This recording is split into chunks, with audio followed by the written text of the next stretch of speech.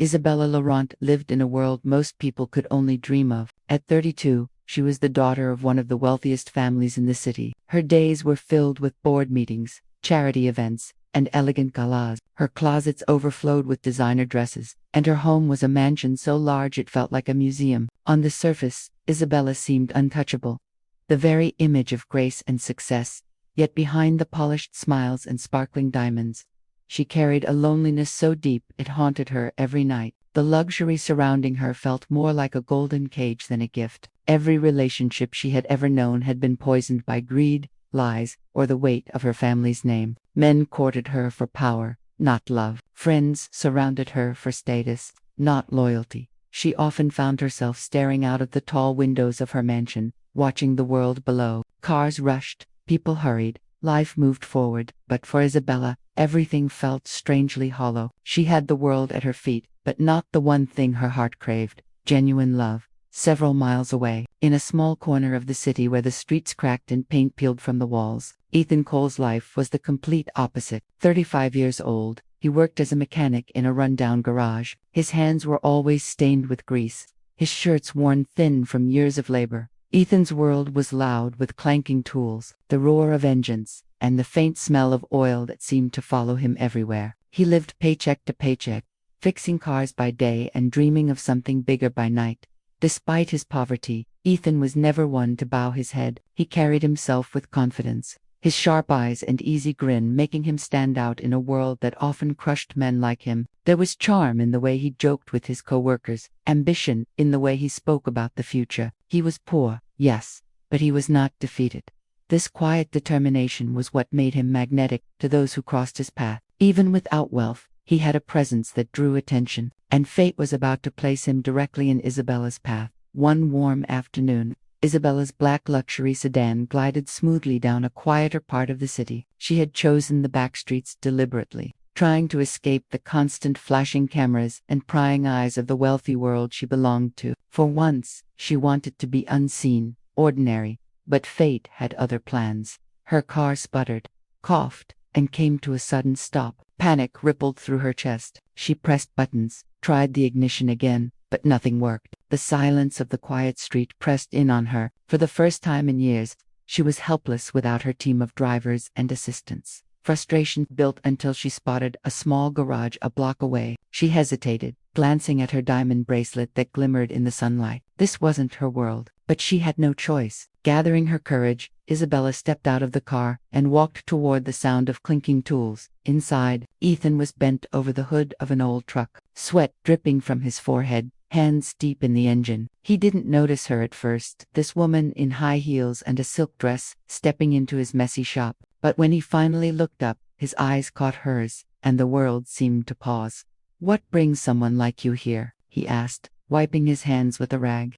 His tone light yet edged with curiosity.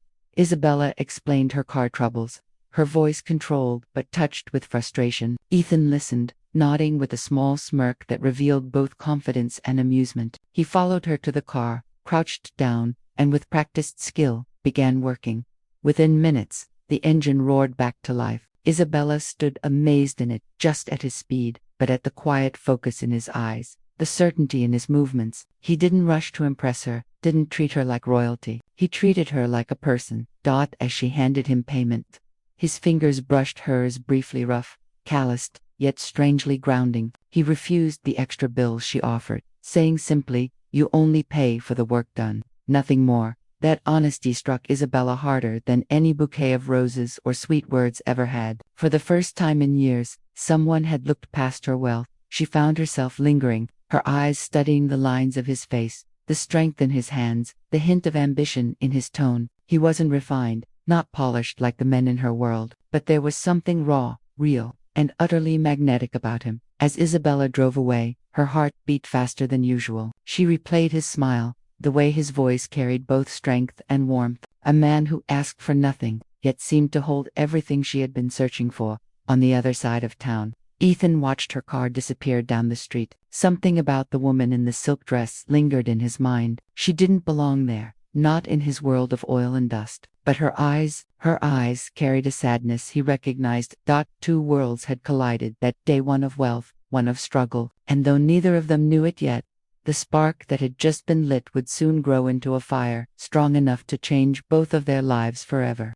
The days after their first meeting were restless for Isabella. She tried to focus on business meetings, on social gatherings, on the endless stream of responsibilities tied to her name. Yet her thoughts kept drifting back to the mechanic with grease on his hands and confidence in his eyes. It felt foolish, almost childish, to think of him, but the memory of his honest, down extra money, when so many others would have taken advantage, played again and again in her mind.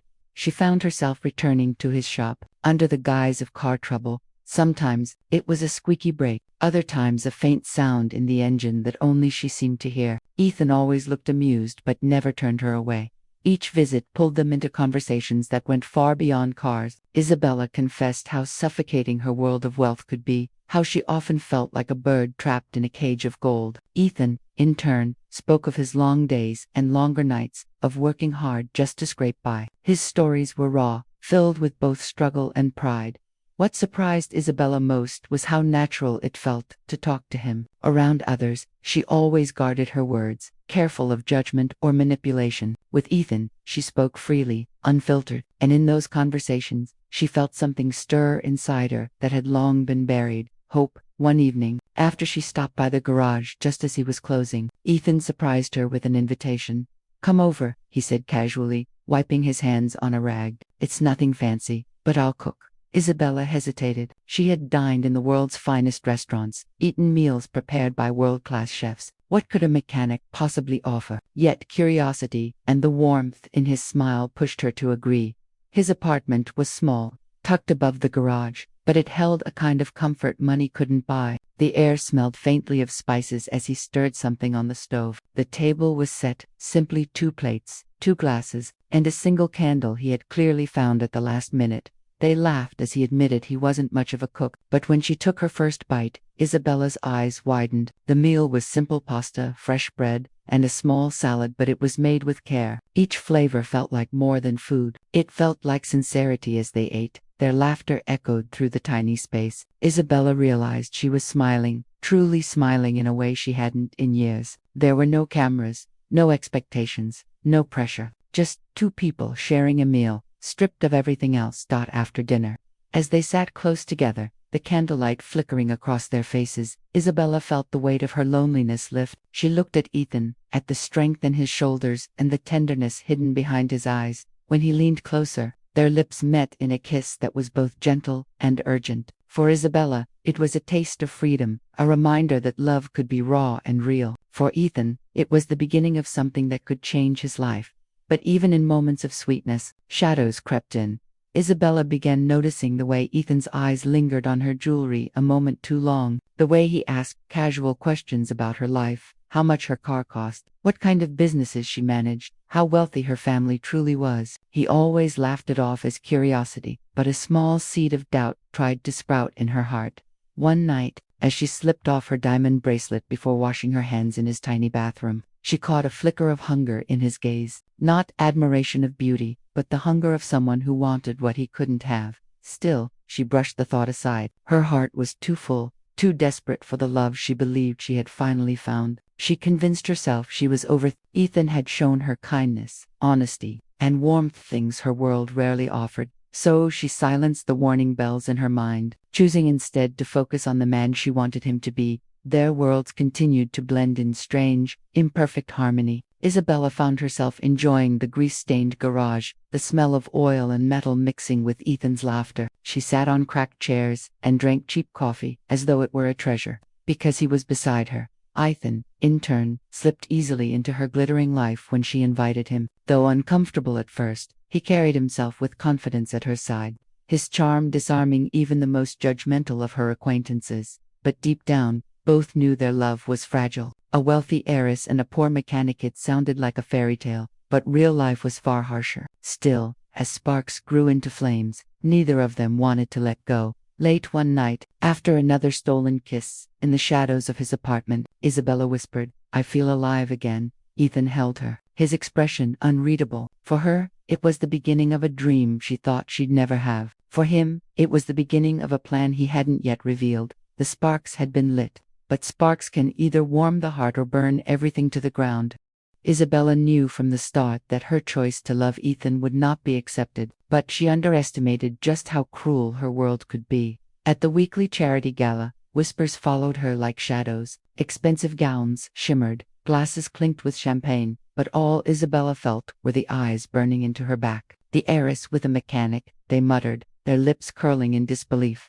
Her family was harsher still. Her uncle, who managed much of the family business, warned her that Ethan was nothing more than a distraction. "You're risking everything," he said, voice sharp. "Your name, your reputation, even your inheritance." But Isabella refused to bend. For once in her life, she wanted to choose for herself, not for wealth, not for appearances, not for family duty. Ethan gave her a glimpse of something real, and she clung to it like a lifeline. Their love quickly became a scandal. The media printed photographs of them together, her stepping out of her luxury car beside Ethan's greasy overalls, her laughing beside him at his shop. Headlines screamed of the heiress throwing her future away. Isabella, usually calm and graceful under pressure, found herself shaken but resolute. "Let them talk," she whispered to herself at night. "This is my life, not theirs." But in the shadows, Ethan wore a different smile, one that Isabella never saw.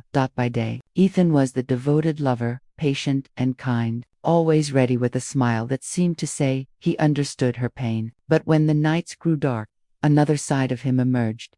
He slipped into back rooms of smoky bars, where cards slapped against tables and dice rolled across wood. His so-called friends cheered him on, their laughter rough and mocking. Ethan gambled with reckless abandon, using money she had given him for small needs.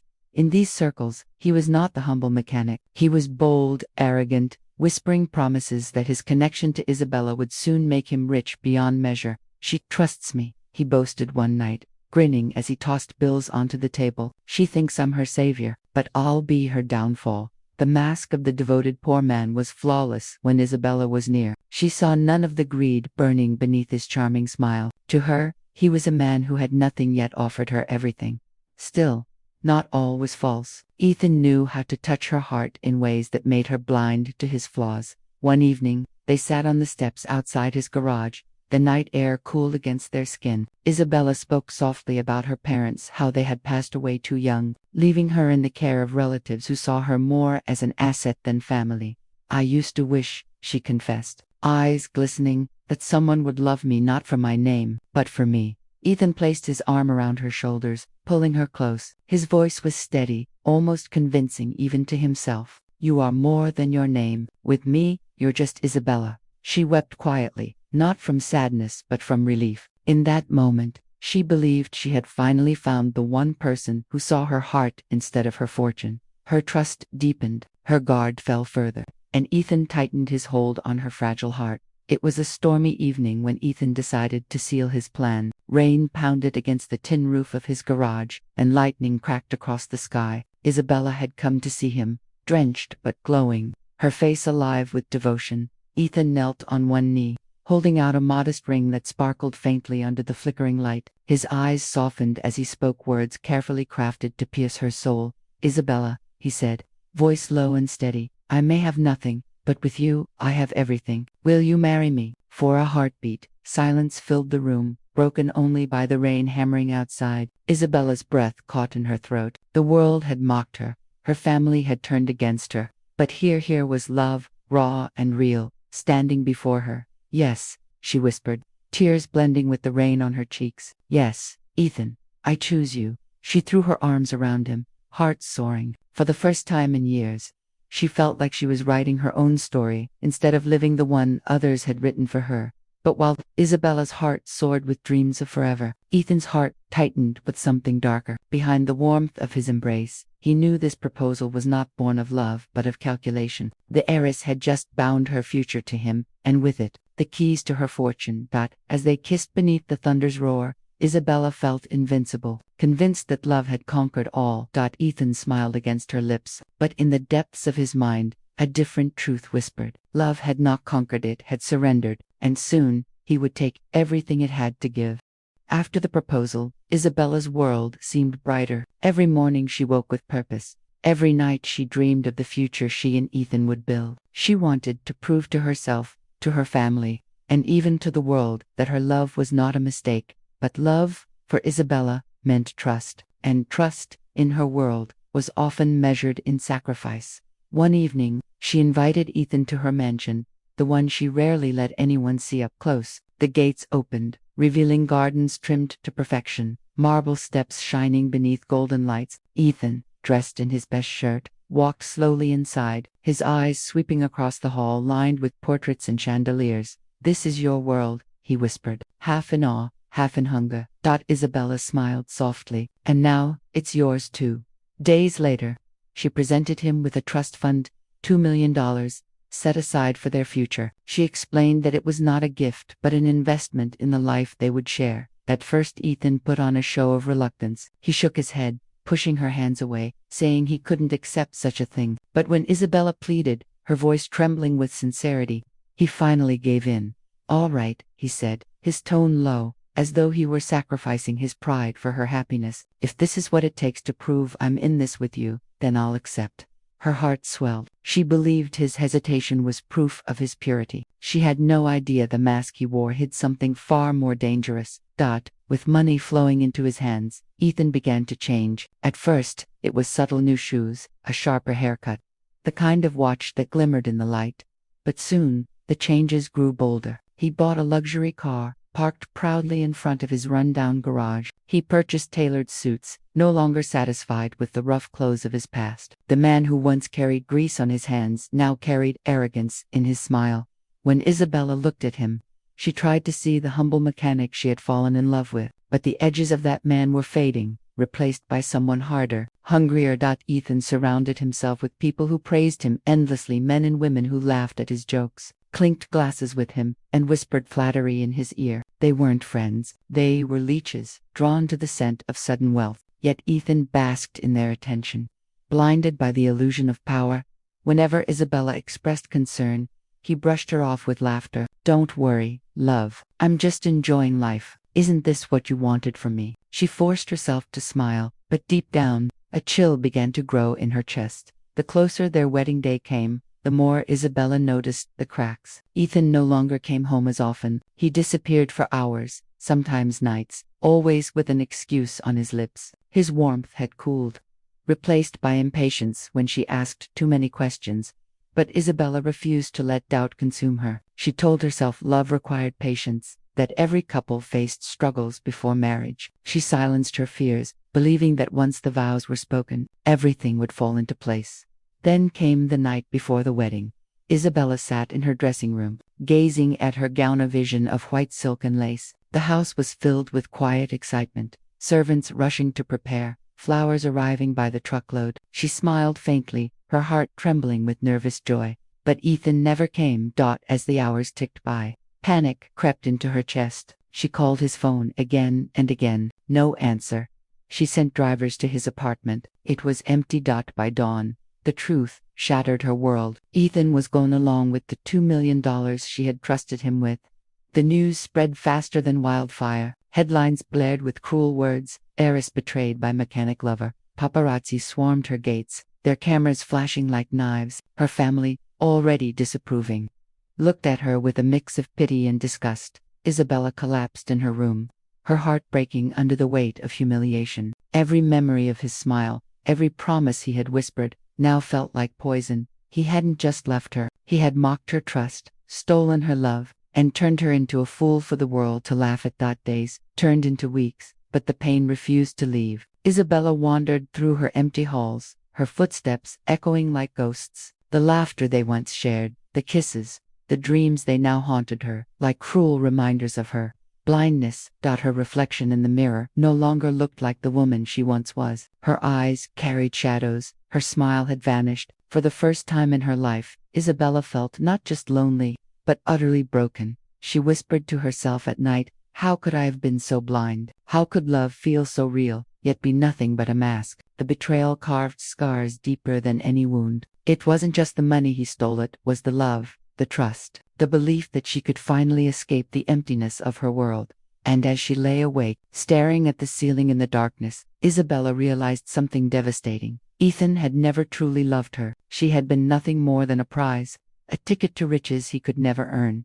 But betrayal has a strange way of turning pain into strength. Though Isabella did not know it yet, her darkest night would become the beginning of her rise. For now, however, she was a woman broken, left behind by the man she loved, mocked by the world, and stripped of the illusions she once held dear. And far away, Ethan laughed, raising a glass with his new companions, blind to the storm of consequences already forming around him. For weeks, Ethan basked in the glow of his new life. The $2 million felt limitless in his hands. He bought penthouses, cars, and jewels, parading his sudden wealth like a crown he had long deserved. Nights were spent in glittering clubs, champagne flowing as shallow laughter surrounded him. To his new companions, he was no longer a poor mechanic, but a man of fortune, someone who had outsmarted the wealthy world he once envied. They slapped his back, toasted to his cleverness, and called him a legend. But underneath the surface, Ethan was restless. The money dulled his hunger for only a moment before it roared back stronger. No matter how much he spent, no matter how loud the applause, there was always an emptiness that lingered, a hollow echo he tried to silence with excess. And late at night, when the crowds were gone and the bottles empty, Isabella's face haunted him, not with love, but with the shadow of what he had destroyed.